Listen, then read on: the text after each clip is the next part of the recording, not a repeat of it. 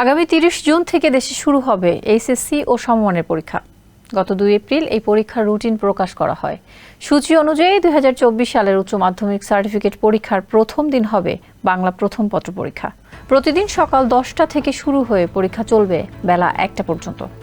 লিখিত পরীক্ষা শেষ হবে আগামী ১১ আগস্ট, আর ব্যবহারিক পরীক্ষা ১২ থেকে ২১ আগস্টের মধ্যে শেষ করতে হবে।